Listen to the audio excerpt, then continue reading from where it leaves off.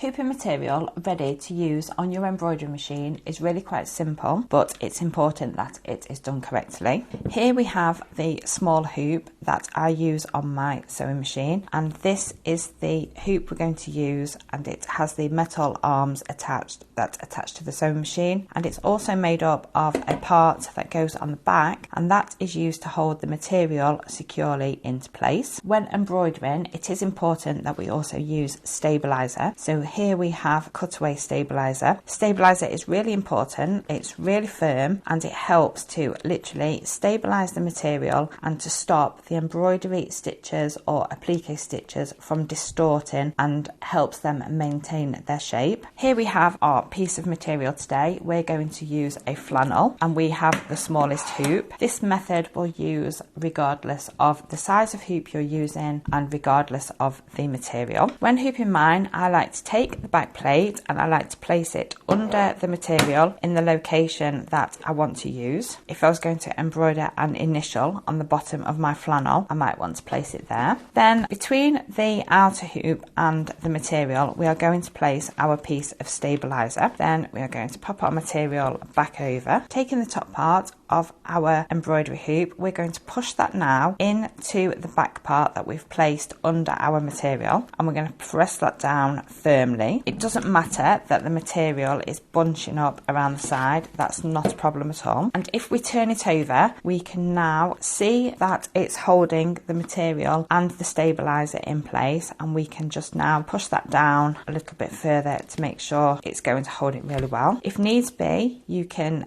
tighten it up at the top to make sure that it's not going to move whilst you are embroidering. If there are any creases or any bunched up bits of material in the hoop, then you just simply pull the material and that will straighten them out. We want this area in the center here to be as flat as possible with no loose pieces of material and no creases. Another way to check that the material has been loaded into the embroidery hoop correctly is to tap it. If it sounds like a drum, then the material is properly loaded and you are ready to start your embroidering.